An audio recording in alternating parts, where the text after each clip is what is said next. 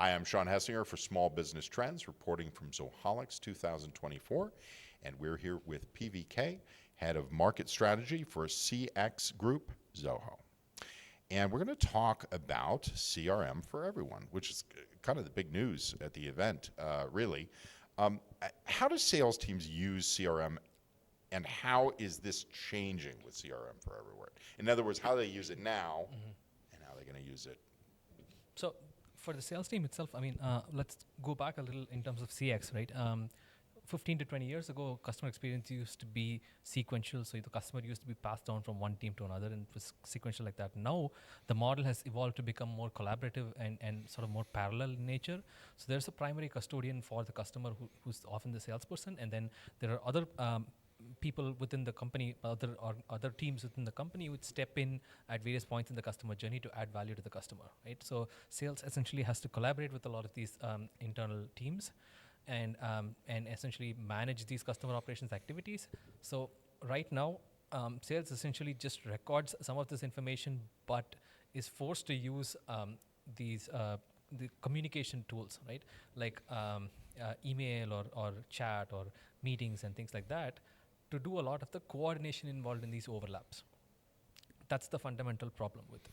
Now, because a lot of these conversations happen outside of the CRM, away from the rich context that lies inside, the deliverables take longer to make, and accountability is hard. Status updates are messy, and in fact, the quality of deliverables also tends to be poor at some level, right? And that's the problem statement that we're trying to address, which is that now that we're accepting that this is collaborative, that multiple teams are involved, it's time to change the way things are working, right? So we're trying to bring all of these, the communication and coordination activities from the communication layer and move it into the CRM. So then you're able to apply processes end to end. You're able to create visibility end to end. You're able to fix accountability at any stage end to end, right? And automatically this translates into a phenomenal amount of value in the first order outcomes. For example, something like turnaround time for a customer, or reduction in the time that it takes to close a deal, or in terms of just the mistakes that are involved in communication with the customer. So you're able to impact all of these within weeks, right? And then after that, you're able to eventually apply business intelligence to that. So you're able to say, this deal took too long in this stage, and that's why it didn't close. You're able to analyze at that depth. So this is the value that CRM for everyone brings. It brings everybody in the customer journey onto a single platform of record, so then they're able to essentially manage all of their operations activities on a single place. Well, and that's a great overview, but I was thinking about some of the things when I was looking through some of the press releases about some of the different areas, and I was wondering if we could drill down and look at how some of the different teams and groups and sections, like you were talking about, might interact. So I was thinking about something like, for example, I remember solution engineering, for example. I mean, how would they contribute to the customer relationship management process? Sure, that's a good question.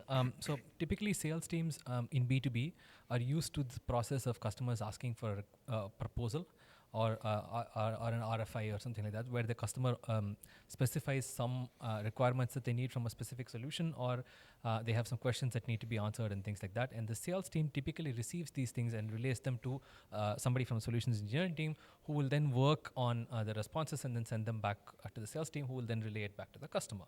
Now, in all of this, if you notice, the collaboration between the sales and solution engineering team often happens outside of the CRM. So as a result, the salesperson, the onus becomes, or the salespersons, to articulate accurately the customer's requirement, right? So the solution engineering team only listens to a second-hand version of the customer's requirements, because they're only listening to the sales articulation of it. So that's one problem. Another is if there's a lot of back and forth on question and answer between these two teams, that happens as a running stream of communication on chat or email or something like that, and that's essentially lost out into the ether, right? If you need to access it 3 months down the line, you're not going to be able to accurately find it and make sense of it, right? So that's another problem. And if employees change, they change roles, or they change teams, or they leave the organization and things like that. So that level of change management is impossible if these disparate systems are going to exist. So all of this essentially impacts the customer journey. So between the sales and the solutions engineering team alone, if you look at it, there are the opportunities to collaboration would be in developing proposals, in filling out RFIs, in developing personalized demos, and even developing a proof of concept for the solution as well, right? And this proof of concept can then serve as the basis for the onboarding team to then be able to implement the solution later on, much further down in the customer journey. So at every stage, there is a certain value that's unlocked from this, just between sales and solutions engineering by streamlining activities and things like that. So that's the fundamental value that CRM for Everyone brings. Well, here's another one, contract management, because this is not something that you usually think of as being related to customer relationship management.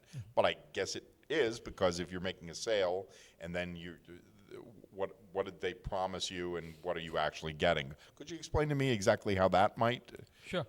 So if you look at typical contract management, there's a strong input from the legal team who owns the document per se, but to the customer, the salesperson is accountable, right, for the document. And in some cases, like B2B purchases, there's a finance person involved as well in terms of pricing and cost accounting and things like that. So this may turn into a triangular collaboration fiesta at some level, right? And at that level, you're essentially trying to manage a three-way communication thing on communication platforms, and that is not sustainable in the long run for anybody. So to be able to bring them onto a contract module within the CRM, then you're able to track the generation of a specific contract for a specific customer that is based on their purchase terms and their requirements and things like that, right? And you're able to track this from the point of requirements being finalized all the way into contract being delivered to the customer and being signed.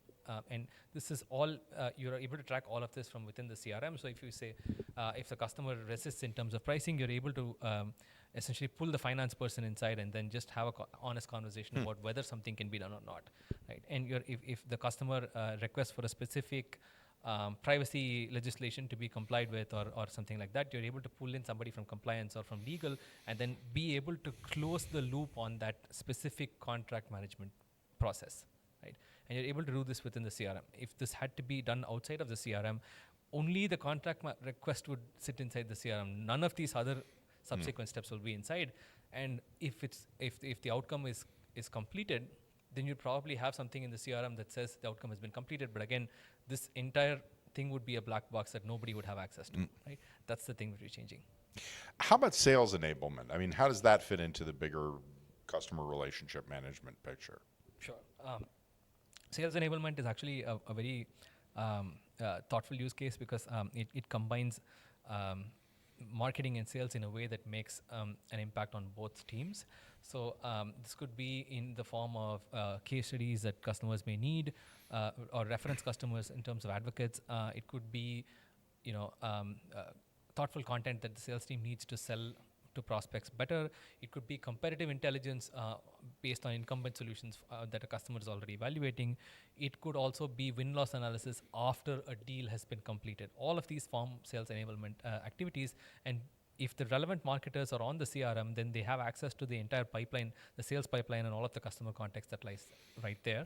They're also able to better take advantage of being on the same system. So you're able to fix accountability and timelines and things like that on deliverables that need to be sent to the customer. It could be a piece of content. It could be a piece of a comparison document or something like that. So from the enablement standpoint, it makes even more sense to have enablement teams on the CRM because they are essentially enabling sales teams. And I like to joke about enablement saying they're actually half sales teams. Yeah. Right? So it absolutely makes sense for them to be on the CRM. Well, here are two of my favorites because I'm always thinking about the difference between sales and what you get after the sale's completed. But when you think about onboarding, customer onboarding and customer advocacy, and having them related to the customer relationship management, which seems like a no-brainer, but can you explain how that would work? Sure. The onboarding experience is often the one that suffers the most because it's the point at which sales, there's a handoff between sales and other success and other teams, right? And that handoff has to be smooth. And if it's essentially on multiple different disparate systems, that handoff is never going to be smooth, right? And what has been promised to a customer has to be accurately communicated internally so that it can be then taken forward and essentially fulfilled, right? So again, going back to the sales and solutions engineering example I gave, uh, the output of the solutions engineering team could also be a proof of concept, and that has to be documented and passed on to the onboarding team so that they're able to then take it and run with it, right? And onboarding could also involve training customers, and that's another process that's involved that can be tracked within the CRM as well. And in terms of advocacy, that's a whole different set of use cases as well, right? Anything starting from just getting a small quote, a testimonial quote from the customer, all the way into managing, multi-channel engagements. This could be a live webinar, it could be a live event for the customer, it could be a customer advisory board conversation. All of those can be tracked inside the CRM. So at one point, for example, if you use a customer and essentially put them in a customer advisory board and things like that and use their value and time, you can essentially impose like a cooling period so that you don't bother them again for the next couple of months. If you're able to do this on, if you're essentially managing this on communication software, nobody has a clue of that entire trail of usage, right? So that engagement lies outside of the CRM. So then you're going to essentially end up bothering the same customer for multiple things, multiple teams bother them, and so on and so forth. So advocacy becomes a lot smoother with CRM for everyone. Well, drilling down a little bit into the technical side of this, what we heard a lot about today was team modules. Could you explain how are team modules used in CRM for everyone? Right, okay. So in the traditional model of CRM, there are organizational modules. Practically every module is an organizational module. It's created by IT teams, and access to it is rationed, right? What we're trying to do here is to allow modules at the team level so that each team is then able to take full advantage of the customer context, but is also able to bring additional information that's relevant to their role and do a mix and match of both and take that value forward, right? That's the first thing. So team modules are at the team level, and they can be created by somebody from the designated member of the team. They can essentially create data fields. They can apply processes. They can apply permission layers, and all of this without involving IT or having any practical IT skills.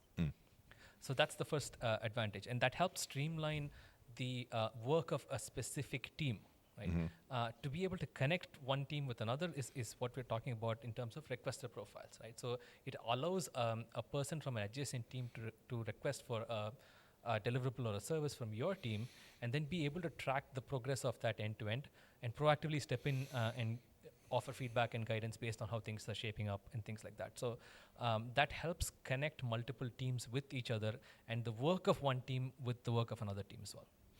So let me ask you, just before we leave here, what is there anything we missed? How else can teams collaborate using CRM for everyone? Any big things that you think we missed that we should discuss maybe? No, nothing major that we missed, but I think just as a closing remark, there's a phenomenal amount of value that lies latent inside the organization because we're not able to recognize that value or we are not able to identify that value.